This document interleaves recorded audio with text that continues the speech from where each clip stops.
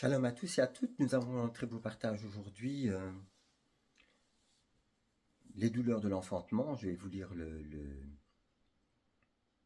verset, donc c'est dans Romains 8, de 19 à 22. Car la création attend avec un ardent désir la révélation des fils de Yahweh. Car la création a été soumise à la vanité, non de son gré, mais à cause de celui qui l'y a soumise, avec l'espérance qu'elle sera elle aussi affranchie de la servitude de la corruption, pour avoir part à la liberté glorieuse des enfants de Yahweh. Car nous savons que jusqu'à ce jour, la création tout entière soupire et souffre les douleurs de l'enfantement. Alors, ce texte qui a l'air obscur et fermé, en réalité, m'a été révélé en 2016 par le Seigneur, alors que j'étais dans une discussion avec une sœur qui me partageait qu'en fait, lorsque je lui ai cité ce verset, vous entendrez parler de guerre, de bruit de guerre, de tremblements de terre, de peste, de famine, d'épidémie, que votre cœur ne se trouble point, il faut que toutes ces choses arrivent. Et cette sœur m'a dit, mais il y a toujours eu des guerres, des tremblements de terre, des épidémies, des famines. Et à ce moment-là, le roi Kodesh m'a demandé de faire une simple recherche Google. Et, euh, et waouh, le résultat était vraiment spectaculaire. Je vais vous montrer, donc j'ai fait une capture d'écran, une photo de cette recherche. Regardez. Donc nous avons ici là de 2006 à 2010. Non, pardon, de 1996 pardon, à 2010. Nous voyons ici cette ligne, cette courbe de tremblement de terre qui est assez basse. Waouh.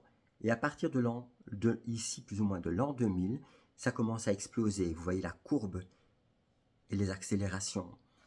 Et quand j'ai demandé au Seigneur en fait ce que ça signifiait, le Seigneur m'a donné ce verset, les douleurs de l'enfantement.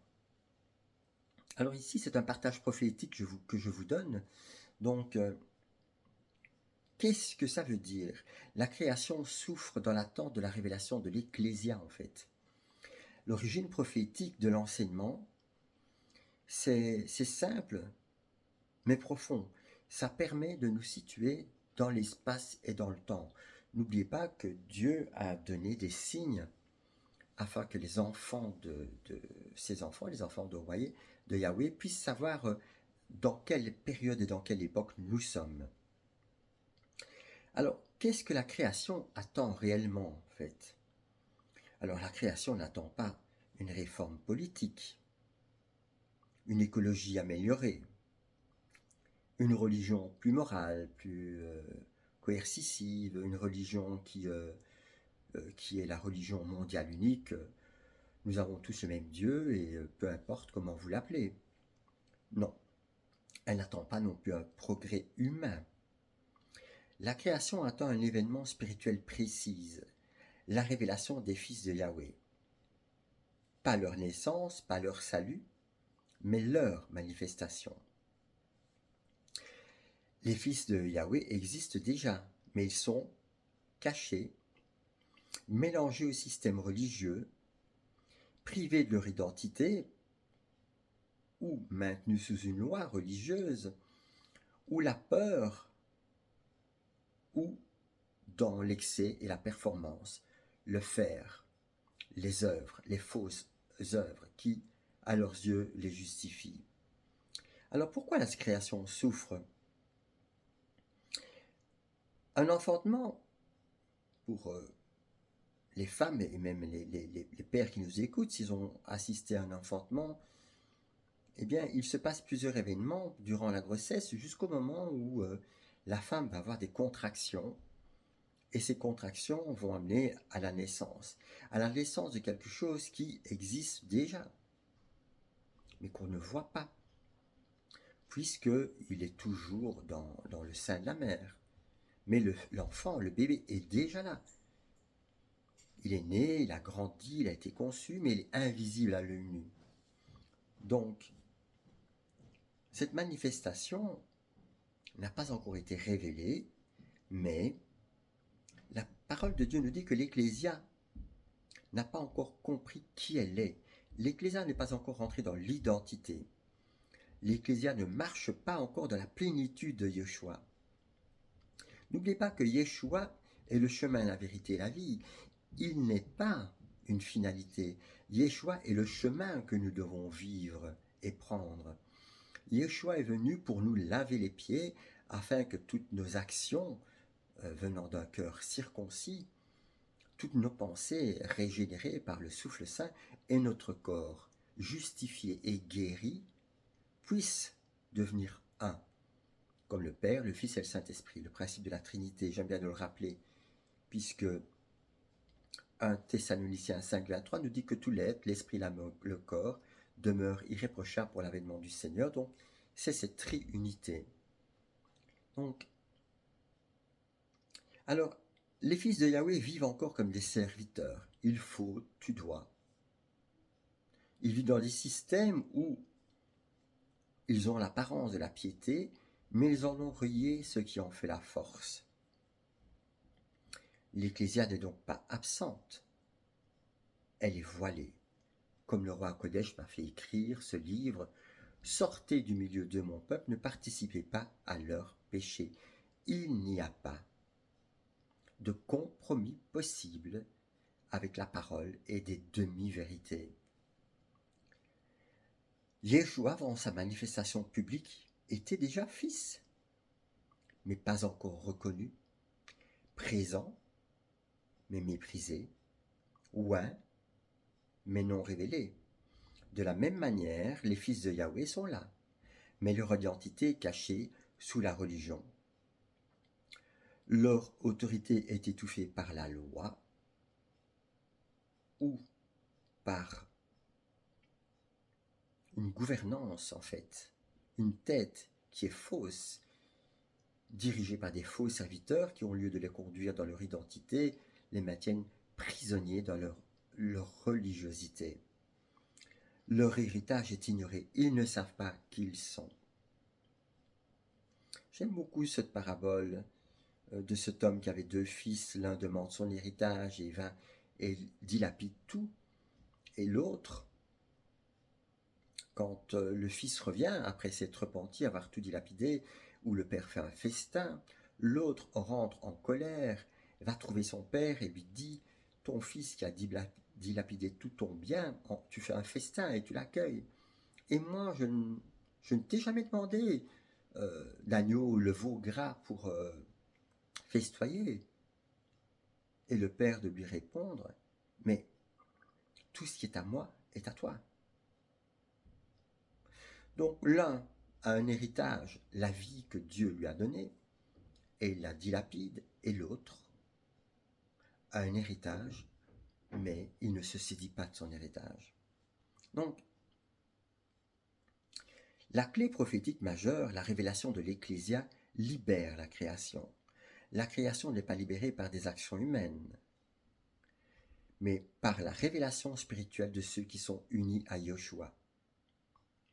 L'Ecclésia véritable marche sur les éléments, marche non pas sur l'eau comme Simon-Pierre, mais marche sur la parole. L'Ecclésia véritable n'a aucun désir de soumettre les autres, de dominer sur les autres, mais elle a un esprit de service.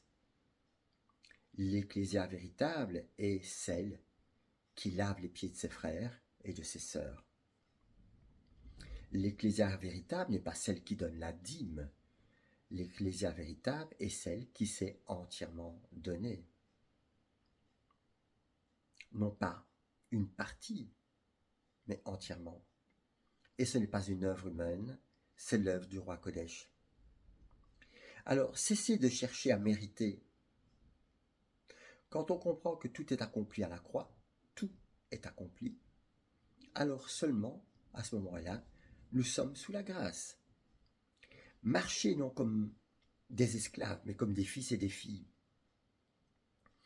Alors la gloire de Yahweh se manifestera, la corruption reculera, l'ordre spirituel sera restauré. Ce que Yahweh révèle depuis quelques années, c'est ceci. Nous sommes dans un temps de dévoilement, pas de construction. Yahweh n'est pas venu pour bâtir une nouvelle religion. Il est venu et il révèle des fils et des filles. Ce n'est pas l'Ecclésia qui doit devenir puissante, mais c'est Christ qui doit devenir puissant en eux. Un jour, un démon est venu vers moi et lorsqu'il s'est trouvé à quelques mètres de moi, il m'a dit en me pointant, je viens ici pour toi. Et je lui ai dit, à ce moment-là, je sais. Il m'a répondu, tu sais, tu es fort, hein, tu es fort. Et je lui ai répondu, je suis faible, mais Christ est fort en moi. À ce moment-là, il est tombé à terre et il hurlait dans tous les sens en se débattant, je brûle, la lumière, la lumière. Mais je vous avoue que c'était au début de mon chemin, donc il y a 33 ans, et je ne comprenais pas ce qu'était cette lumière, puisque invisible à l'œil nu. Je n'étais pas encore pleinement rentré dans cette identité révélée, et je ne comprenais pas que cette lumière, en fait, était au-dessus de moi et me protégeait. Ce vêtement glorieux qui me couvre était visible par le monde occulte, mais je n'étais pas encore conscient de cela. Mais Dieu a fait son chemin et m'a révélé qui je suis depuis. Parce que l'accouchement est proche, que les fils de Yahweh seront révélés. La création entrera dans sa liberté. La gloire cachée sera manifestée par tous, pas uniquement par le monde occulte. Le monde occulte, quand ils sont en présence de vrais fils et filles, tremble et fuit. Parce que l'accouchement est proche, l'œuvre de la croix sera visible dans le monde, non pas par des méga campagnes d'évangélisation, mais par votre vie révélée en Christ pour ceux qui sont autour de vous. Tout dépend de cette révélation de l'Ecclésia. Et le Seigneur a fait cette promesse. Le ciel et la terre passeront, mais les portes de l'enfer jamais ne pourront se refermer sur l'Ecclésia. Parce que l'Ecclésia est victorieuse. Chers frères, chères sœurs, marchez dans la victoire de l'Ecclésia. Marchez dans votre identité, non pas par vos forces ou vos efforts, mais vivez la parole. Car au commencement était la parole est avec Dieu, et la parole était Dieu, et la parole a été révélée à travers Yoshua. Soyons à notre tour cette lumière et ce sel pour les autres. Shalom à tous et à toutes.